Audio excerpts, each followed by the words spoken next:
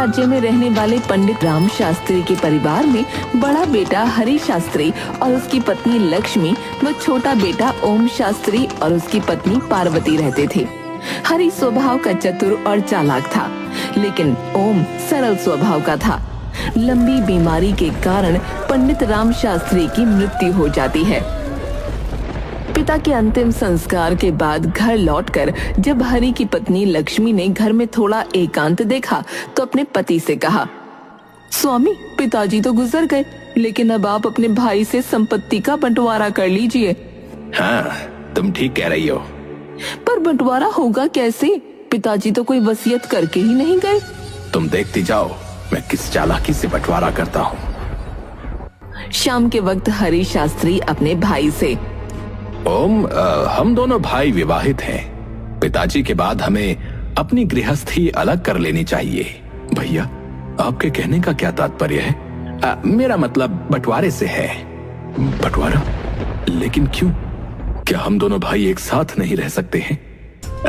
ऐसी बात नहीं है, पर मैं चाहता हूं कि तुम एक जिम्मेदारी अपने ऊपर लो और सफलतापूर्वक उसका निर्वाह करो। भैया, पिताजी के बाद आप ही मेरे बड़े हैं, इसलिए आप जो कहेंगे मैं आजीवन उसे मानूंगा। तो ठीक है। देखो, पिताजी के द्वारा छोड़ी गई संपत्ति के नाम पर हमारे पास सिर्फ मकान और थोड़ी सी पथरीली जमीन है, जिसे सही करके खेती के योग्य बनाया जा सकता है। मुझे तो काफी ज्ञान है, इसलिए पिताजी का पंडिताई का कार्य मैं संभाल लूंगा और तुम्हारे जीवन निर्वाह के लिए तुम्हें वो जमीन देता हूं। और रही इस घर की बात, तो इस घर के 2 हिस्से कर दिए जाएंगे। ठीक है भैया, जैसा आपको उचित लगे। ये सब तो हो गया। अब हम दोनों पिताजी का संदूक खोलकर देखते हैं कि उसमें कितनी धन संपत्ति रखी है। दोनों भाइयों ने जब पिता का संदूक खोला तो वो अचंभित रह गए। इसमें तो केवल 5 स्वर्ण मुद्राएं हैं। क्या पिताजी ने जीवन भर बस यही कमाया था? ओम, तुम छोटे हो, इसलिए तुम 5 में से 4 स्वर्ण मुद्राएं ले सकते हो। बाकी की 1 मुद्रा मैं ले लूंगा। ठीक है भैया। रात के समय, ये तुमने क्या किया? 5 स्वर्ण मुद्राओं में से 4 मुद्राएं अपने छोटे भाई को दे दी। ये कैसा बंटवारा है? अरे, क्या तुम मुझे मूर्ख समझती हो? जिस दिन पिताजी मरे थे, मैंने उसी दिन सबकी नजर बचाकर संदूक में रखी 80 स्वर्ण मुद्राएं निकाली थी। 80, और उसमें सिर्फ 5 रख दी थी। इसलिए मैंने अपने छोटे भाई के साथ न्याय करते हुए अपना बड़प्पन दिखाया और उसे 4 स्वर्ण मुद्राएं दे दी। वो भी खुश और हम भी खुश। अब मैं समझी कि मुद्राओं का बंटवारा करते समय आप इतना भाई प्रेम क्यों दिखा रहे थे। दोनों हंसने लगते हैं। देखा किस चालाकी से सीधे साधे ओम को मूर्ख बनाया। दूसरी तरफ ओम की पत्नी पार्वती ओम से कहती है, पथरीली जमीन का हम क्या करेंगे? उस पर तो कुछ उगाया भी नहीं जा सकता। मनुष्य में यदि हिम्मत हो तो वो कुछ भी कर सकता है। अगले दिन से ही हरि ने पिता की पंडिताई का कार्य संभाल लिया। दूसरी तरफ ओम और पार्वती सवेरे घर से निकलकर दिन भर अपने हिस्से की पथरीली जमीन को ठीक करने में जुटे रहे। इस तरह कई महीने बीत गए और जमीन का कुछ हिस्सा उन्होंने ठीक करके उसमें थोड़ी साग सब्जी लगा दी। पार्वती, देखो, हमारी मेहनत कुछ तो रंग लाई है। आप सही कह रहे हैं। मुझे तो लगा था कि ये जमीन हमें कभी कुछ नहीं देगी। परंतु जमीन के उस हिस्से को खोदने में मेहनत लगाना व्यर्थ है। उसे खोदा नहीं जा सकता है। दूसरी तरफ हरि दिन भर पंडिताई करता और रात के समय मदिरा पान करता।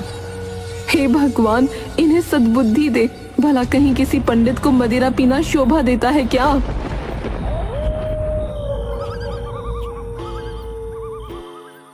समझ नहीं आ रहा है कि आखिर करूं तो क्या करूं। इतनी मेहनत करने के पश्चात भी गरीबी है कि पीछा ही नहीं छोड़ रही। और बंटवारे में मिली स्वर्ण मुद्राएं तो हमने कब की बेच दी। अब तो कुछ भी नहीं है। वो ईश्वर से प्रार्थना करता है, हे भगवान, अब आपका ही आसरा है, आपका ही सहारा है। संकट की घड़ी में अब आप ही मेरी मदद कर सकते हैं। ऐसे ही दिन बीत रहे थे और एक रात ओम सो रहा था। उसने स्वप्न में एक व्यक्ति को देखा। ओम, अपनी पथरीली जमीन के दूसरे हिस्से को तुम क्यों नहीं खोदते? उस हिस्से को मैं कैसे खोद सकता हूँ? वहां तो बड़े बड़े पत्थर गड़े हुए हैं। उन्हें खोदने के प्रयास में मेरी कई कुदाल टूट गई। कुदाल की चिंता ना करो, बस हिम्मत रखो और उस भाग को खोदते ही तुम्हारे बुरे दिन समाप्त हो जाएंगे। ठीक है श्रीमान, आपके कहने पर मैं ऐसा ही करूंगा। पर आप हैं कौन? तो तुम मेरा परिचय पूछना चाहते हो? हाँ श्रीमान, मैंने आपको पहचाना नहीं। मैं वही हूं जिसको पुकार कर तुम बार बार यही कहते रहते हो कि अब मुझे आपका ही सहारा है। अर्थात आप प्रभु हैं। तुम स्वयं समझ सकते हो कि मैं क्या हूं। तभी ओम का स्वप्न टूट जाता है और वो उठकर बैठ जाता है। क्या मैं कोई स्वप्न देख रहा था या वास्तव में भगवान ने मुझे दर्शन दिए? तभी उसकी दृष्टि अपने सिरहाने पर रखी कुदाल पर पड़ी। अरे, ये कुदाल यहाँ किसने रखी? हैरान होते हुए उसने कुदाल अपने हाथों में उठा ली। कुदाल तो बड़ी मजबूत है, ठोस धातु की बनी हुई है। पृथ्वी पर तो ऐसी मजबूत कुदाल आज तक नहीं देखी। परंतु इसे यहाँ कौन रख गया? तभी उसके मन में एक विचार आया। कहीं सच में भगवान ने मुझे दर्शन तो नहीं दिए और उन्होंने ही ये कुदाल स्वयं मेरे सिरहाने रख दी हो? हाँ, अवश्य यही हुआ होगा, अवश्य।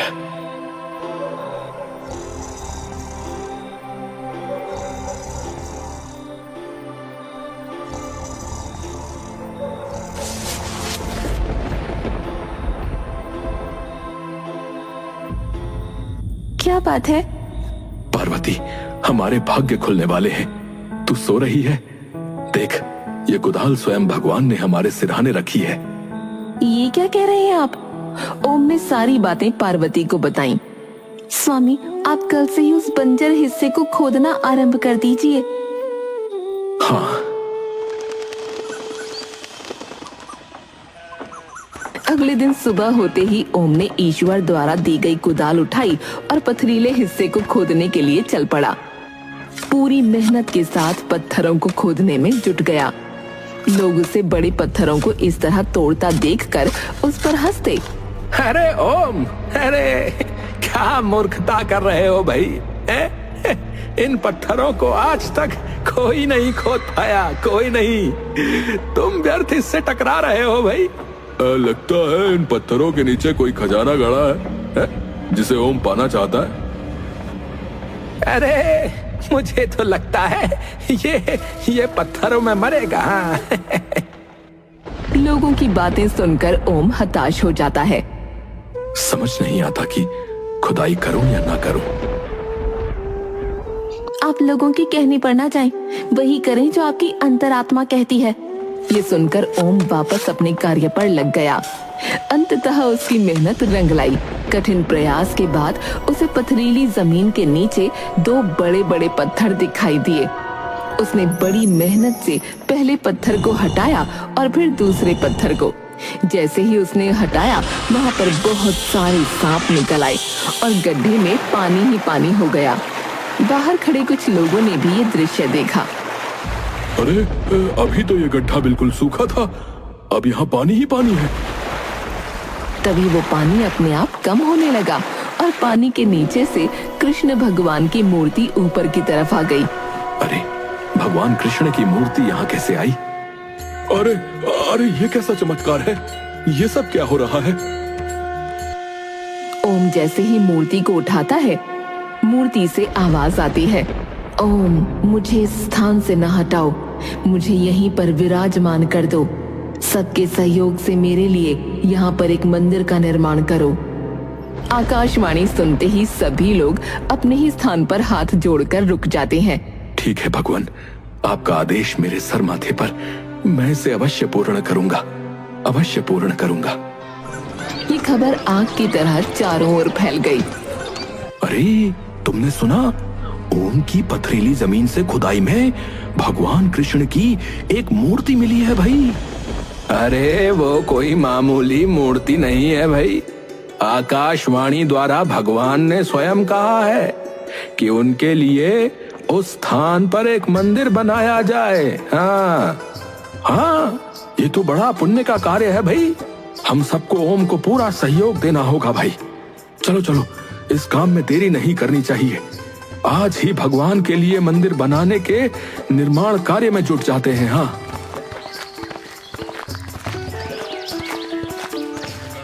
कुछ लोग ओम के पास पहुंचकर बाकी के पत्थरों की खुदाई का कार्य करने में जुट गए। दूसरी तरफ रात के समय, कुछ सुना तुमने अपने भाई ओम के बारे में? उसे भगवान कृष्ण की एक मूर्ति मिली है। तो मैं क्या करूं अगर मिली है तो? ओम लोगों के सहयोग से उस स्थान पर मंदिर बनाने जा रहा है। अच्छी बात है, बनने दो उसे। अगर ओम ने वहाँ मंदिर बना लिया तो तुम्हारी पंडिताई के कार्य पर बहुत फर्क पड़ेगा। हो सकता है वो खुद पुजारी बन जाए। जब ऐसा होगा तब देखी जाएगी। अभी मुझे मदिरा पान करने दो और चुप रहो। मुझे क्या, तुम्हें एक दिन इस बारे में अवश्य पछताना पड़ेगा। दूसरी तरफ मंदिर का निर्माण कार्य जोरों शोरों से चल रहा था। हर कोई अपने सामर्थ्य के अनुसार निर्माण कार्य में सहयोग दे रहा था। इस बीच एक रात जब हरि अपने घर पर मदिरा पान कर रहा था तो एक युवक ने उसे देख लिया। राम राम राम राम, कैसा कलयुग आ गया है। एक पंडित मदिरा पी रहा है। ऐसे भ्रष्ट पंडित के हाथ से कोई शुभ कार्य नहीं करवाना चाहिए। मैं अभी ये बात सबको बता कर आता हूँ। भाई भाई में कितना अंतर है। एक भगवान के लिए मंदिर के निर्माण कार्य में जी जान लगा कर लगा है और दूसरा मदिरा पीकर गिरे जा रहा है। अगले दिन जब हरि शास्त्री पंडिताई के कार्य के लिए स्थान पर बैठा तो कोई भी व्यक्ति उसके पास नहीं आ रहा था। क्या बात है, आज कोई भी मुझसे पंडिताई का कार्य करवाने के लिए मेरे पास नहीं आया। आज से पहले तो लोगों की भीड़ लगी रहती थी। शाम को वो परेशान सा घर पहुंचा। आज कितनी कमाई करी आपने? खाक कमाई? आज तो एक आदमी भी मेरे पास नहीं आया, फिर कमाई कहां से करता? अब कोई शुभ कार्य करवाने आपके पास आएगा भी नहीं। क्या बकवास कर रही हो? मैं बकवास नहीं कर रही, ठीक कह रही हूँ। कल रात किसी नगरवासी ने तुम्हें मदिरा पान करते हुए देख लिया है और उसके फल स्वरूप आज तुम्हारे पास एक व्यक्ति भी नहीं आया। ये तो बहुत बुरा हुआ। अब क्या होगा? होगा क्या, अब आपकी कमाई तो बंद ही समझो। जो धन है उससे ही गुजारा करना पड़ेगा। परंतु कभी ना कभी तो ये धन समाप्त हो जाएगा, तब हम क्या करेंगे? इस विषय में पहले ही आपको सोचना था। दूसरी तरफ मंदिर का निर्माण कार्य पूरा हो जाता है। नगरवासी बड़े ही प्रसन्न होते हैं।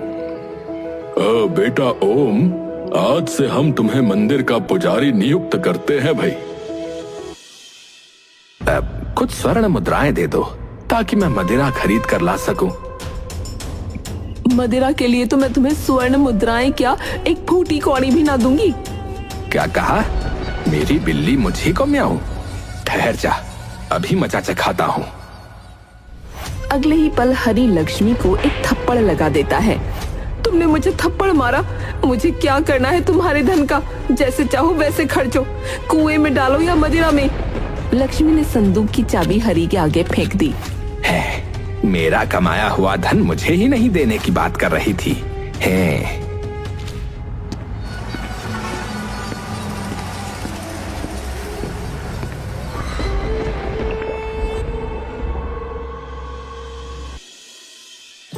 इसे संभाल कर रख दो।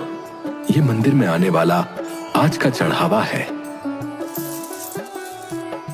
स्वामी, अब हमारे दुख के दिन बीत गए हैं और सुख के दिन आ गए हैं, वरना हरि भैया और लक्ष्मी बहन ने तो हमारे साथ गलत करने में कोई कसर ना छोड़ी थी।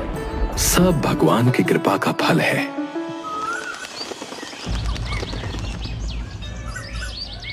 एक दिन मंदिर में एक पति पत्नी आए। हे प्रभु, तूने एक औलाद दी, वो भी जन्म से अंधी। भगवान बहुत आस लेकर आए हैं, इसकी आंखों में ज्योति भर दो। दोनों पति पत्नी भगवान के चरणों में सर झुकाकर रोने लगे। भगवान, हम पर कृपा करो प्रभु, और हमारी पुकार सुन लो। भगवान, हम पर कृपा करो और हमारी पुकार सुन लो। तभी मूर्ति से एक दिव्य ज्योति निकलती है और उस बालक की आंखों पर जाती है। अगले ही पल मुझे सब कुछ दिख रहा है, मुझे सब कुछ दिख रहा है। अद्भुत अद्भुत चमत्कार है ये तो। भगवान ने पुकार सुन ली भाई। अब तो मंदिर में जो कोई भी सच्चे हृदय से इच्छा लेकर आता, तुरंत ही उसकी इच्छा पूर्ण हो जाती थी। दूर दूर तक इस बात की चर्चा होने लगी। मैं तो सारा दिन मंदिर में व्यस्त रहता हूँ। क्या तुम्हें बड़े भैया के बारे में कुछ हालचाल मालूम है? वो कैसे हैं? वो आजकल बड़ी मुसीबत में है। उनकी पंडिताई का कार्य बिल्कुल ठप हो गया है। ये तो अच्छा नहीं हुआ। सुना है घर में रखी जमा पूंजी से वो आजकल अपना खर्च निकाल रहे हैं। इस संकट की घड़ी में हमें भैया की सहायता करनी चाहिए। आप ठीक कह रहे हैं स्वामी। आज भैया के यहाँ चल उनसे मिलकर आते हैं। दोनों घर से निकल पड़ते हैं। दूसरी तरफ लोग हरि को उठाकर उसके घर ले जा रहे होते हैं। तभी ओम और पार्वती वहाँ पहुँचते हैं। अरे क्या हुआ इन्हें? अरे होगा क्या भाई, मदिरा के नशे में चूर होकर सड़क पर पड़ा हुआ था और एक टांगे वाले ने इसे टक्कर मार दी। इसकी मृत्यु हो चुकी है, जीवित नहीं है अब ये व्यक्ति। ओम दुखी मन से अपने भाई केशव को घर ले जाता है। स्वामी, ये आपको क्या हो गया? दीदी रोइए नहीं, कुदरत को शायद ऐसा ही मंजूर था। भाभी हिम्मत से काम लीजिए। भैया चले गए हैं तो क्या, हम तो तुम्हारे साथ हैं। अंतिम संस्कार के पश्चात ओम लक्ष्मी से, भाभी आज से आप हमारे साथ हमारे घर पर रहेंगी। मैंने और तुम्हारे भाई ने तुम्हारे साथ घोर अन्याय किया था, मुझे क्षमा कर दो। भाभी, बीती बातों को भूल जाओ, भलाई इसी में है। ओम और पार्वती आदर सहित लक्ष्मी को अपने घर ले आते हैं।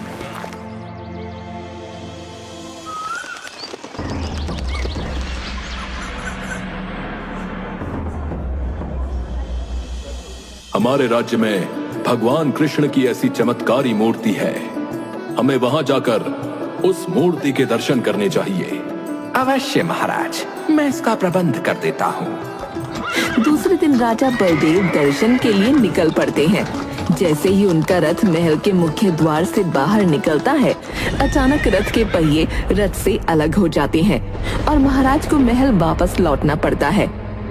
आज दर्शन ना किए तो ना सही, कल जाकर दर्शन अवश्य करेंगे।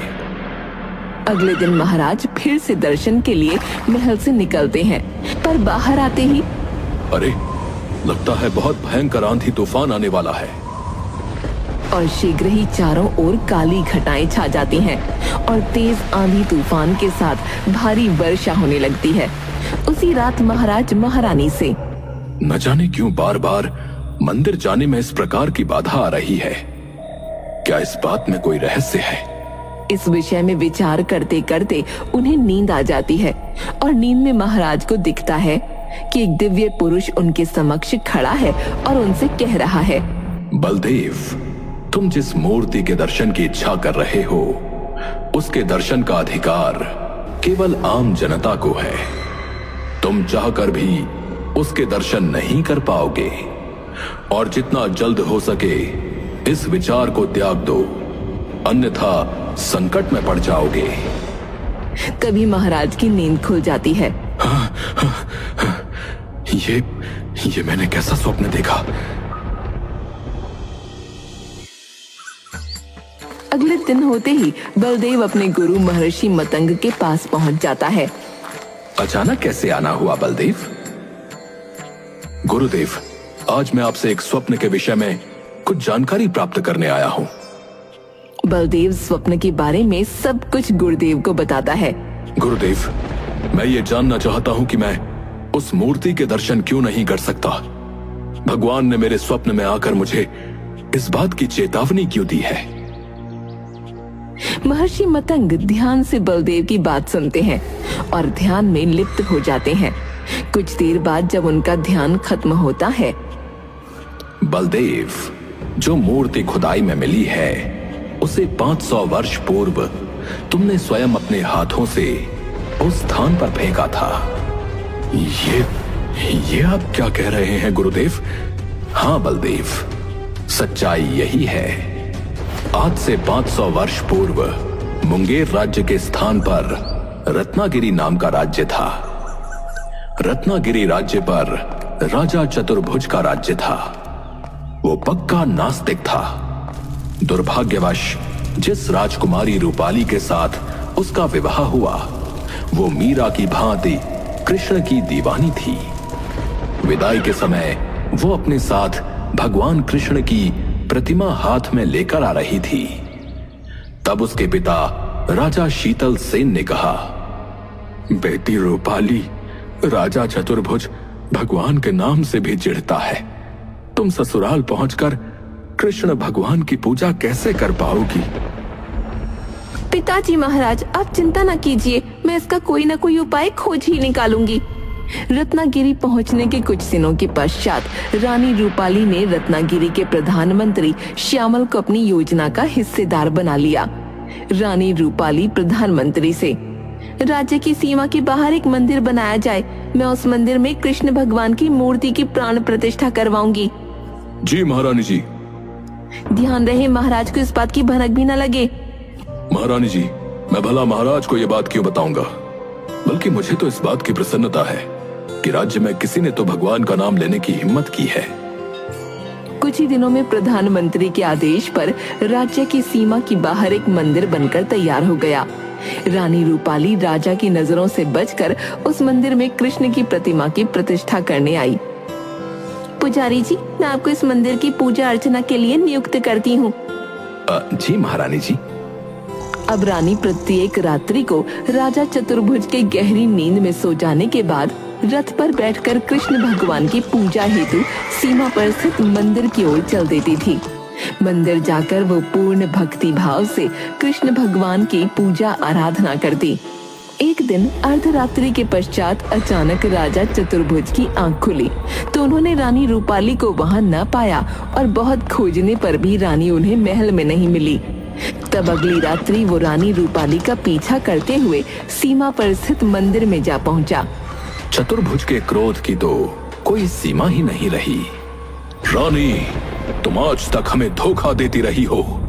हमारे होते हुए तुम इस पत्थर की पूजा करती थी। महाराज, मैंने आपको कोई धोखा नहीं दिया है। हमारे राज्य में तुम्हें पूजा आराधना करने की हिम्मत कैसे हुई? हम तुम्हें तुम्हारी इस दुष्टता का दंड अवश्य देंगे। ये कहकर चतुर्भुज ने तलवार निकाली और उस पंडित को मार दिया। महाराज, ये आपने क्या अनर्थ कर दिया? मैं इस पत्थर की मूर्ति को अब यहाँ नहीं रहने दूंगा। महाराज रुक जाइए और अनर्थ न करें। चतुर्भुज ने मूर्ति को उसके स्थान से उठाया और धरती पर फेंक दिया, परंतु जरा सी पत्थर की मूर्ति पृथ्वी पर गिरने से एक विशाल गड्ढा हो गया। महाराज, आपने मेरे भगवान का इतना अपमान किया है, अब मैं जीवित नहीं रह सकती। ये कहते हुए वो उस गड्ढे में कूद गई। महारानी रूपाली, ये क्या किया आपने? ये क्या किया? तभी रत्नागिरी राज्य में मानो प्रलय सी आ गई हो। सारी सृष्टि उलट पुलट हो रही थी। पूरा राज्य पल भर में तहस नहस हो गया और चतुर्भुज मंदिर में ही दबकर मर गया। बलबीर, ओम को जिस स्थान पर कृष्ण की मूर्ति मिली 500 वर्ष पूर्व उसी स्थान पर वो मंदिर था जिसे रानी रूपाली ने बनवाया था। रानी रूपाली की आत्मा ने 500 वर्षों तक भटकने के बाद अब ओम के रूप में जन्म लिया है और राजा चतुर्भुज ने तुम्हारे रूप में। आप ये क्या कह रहे हैं गुरुदेव? बलदेव, 500 वर्ष पूर्व तुमने उस मूर्ति का घोर अपमान किया था, इसलिए भगवान नहीं चाहते कि इस जन्म में तुम उस मूर्ति को देख सको। गुरुदेव, राजा चतुर्भुज के रूप में मैंने जो अन्याय किया था, क्या उसका कोई प्रायश्चित नहीं है? उपाय है। तुम किसी शिल्प से भगवान कृष्ण की वैसी ही मूर्ति बनवाकर अपने महल में स्थापित करवाओ। मैं ऐसा ही करूंगा गुरुदेव।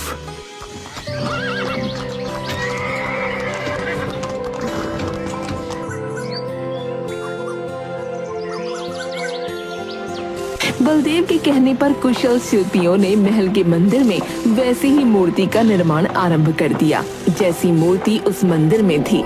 जब मूर्ति बनकर तैयार हुई, महाराज, वैसी ही मूर्ति है जैसी मूर्ति ओम के मंदिर में है। अच्छा, अति सुंदर। बलदेव प्रतिदिन श्रद्धा पूर्वक उस मूर्ति की आराधना करने लगा। 2 वर्षों तक उसका ये कार्य जारी रहा। 2 वर्ष पश्चात एक दिन जब वो पूजा कर रहा था, तभी उसे मूर्ति से आवाज आई, बलदेव, मैं तुम्हारी आराधना से प्रसन्न हूँ। अब तुम जाकर ओम के मंदिर में असली मूर्ति की पूजा कर सकते हो। बलदेव ने प्रसन्न चित्त होकर मंदिर जाने की तैयारी की।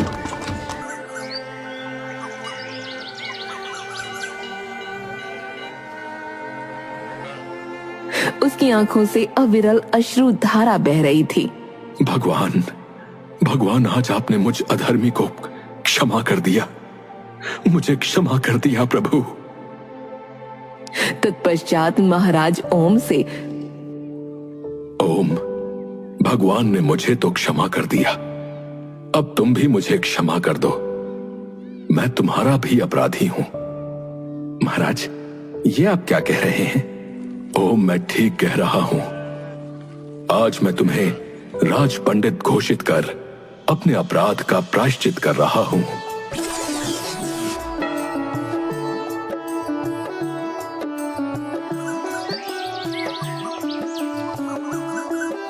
दरबार में राजा बलदेव ने ओम को राज्य का राज पंडित घोषित कर दिया। अब पूरे राज्य में ओम का और ज्यादा आदर सम्मान होने लगा।